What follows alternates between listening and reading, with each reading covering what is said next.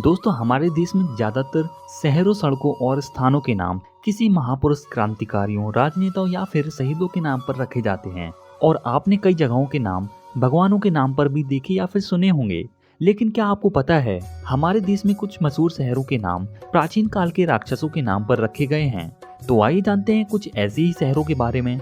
लेकिन दोस्तों हम जानना चाहते हैं, अगर आप भी इन शहरों से या फिर देश के जिस किसी भी गांव शहर से हमारे वीडियो को देख रहे हैं तो हमें कमेंट बॉक्स में जरूर बताएं।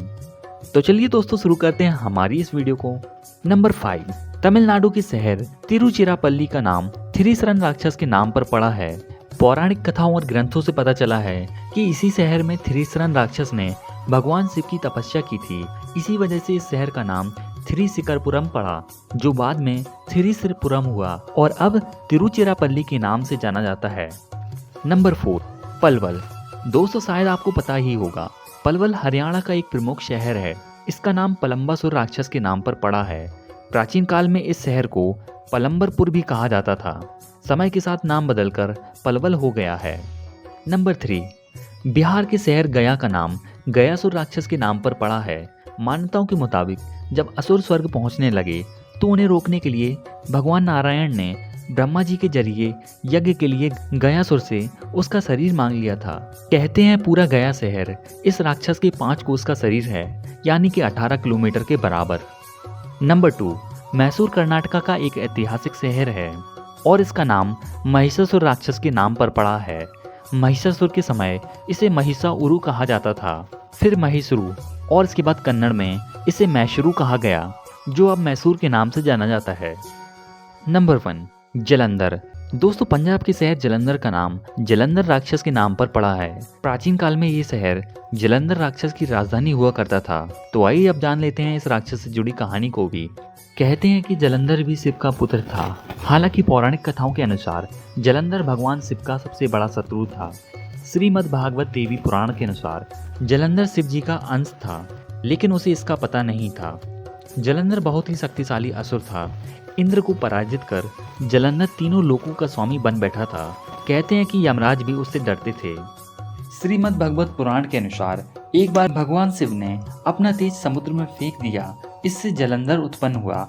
माना जाता है कि जलंधर में अपार शक्ति थी और उसकी शक्ति का कारण थी उसकी पत्नी वृंदा। वृंदा के पतिव्रत धर्म के कारण सभी देवी देवता मिलकर भी जलंधर को पराजित नहीं कर पा रहे थे। जलंधर को इससे अपने शक्तिशाली होने का अभिमान हो गया था और वह वृंदा के पतिव्रत धर्म की अवहेलना करके देवताओं के विरुद्ध कार्य कर उनकी स्त्रियों को सताने लगा। जलंधर को मालूम था कि ब्रह्मांड में सबसे शक्तिशाली कोई है तो वे हैं देवों के देव महादेव। जलंधर ने खुद को सर्वशक्तिमान रूप में स्थापित करने के लिए क्रमशः पहले इंद्र को परास्त किया और त्रिलोकीपति बन गया।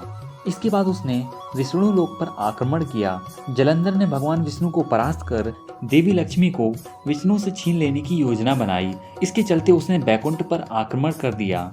लेकिन देवी लक्ष्मी ने जलंधर से कहा कि हम दोनों जल से उत्पन्न हुए हैं, इसलिए हम भाई बहन हैं। देवी लक्ष्मी की बातों से जलंधर प्रभावित हुआ और लक्ष्मी जी को बहन मानकर बैकुंठ से चला जाता है। इसके बाद उसने कैलाश पर आक्रमण करने की योजना बनाई और सभी असुरों को इकट्ठा किया और कैलाश जाकर देवी पार्वती को पत्नी बनाने के लिए प्रयास करने लगा। इससे देवी पार्वती क्रोधित हो गईं और तब महादेव को जलंधर से युद्ध करना पड़ा।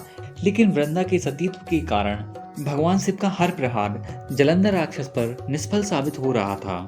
अंत में देवताओं ने मिलकर योजना बनाई और भगवान विष्णु जलंधर का वेश धारण करके वृंदा के पास पहुंच गए। वृंदा भगवान विष्णु को अपना पति जलंधर समझकर उसके साथ पत्नी के समान व्यवहार करने लगी। इससे वृंदा का पतिव्रत धर्म टूट गया और भगवान शिव ने जलंधर का वध कर दिया। तो ये थी इन शहरों के नामों से जुड़ी कुछ रोचक बातें। तो दोस्तों अगर आपको हमारी ये वीडियो पसंद आई हो तो वीडियो को लाइक और शेयर जरूर करना। और भी ऐसी इंटरेस्टिंग वीडियोस को देखने के लिए हमारे चैनल को सब्सक्राइब करना ना भूलना। तो दोस्तों फिर मिलते हैं एक और नई वीडियो में, तब तक के लिए अलविदा।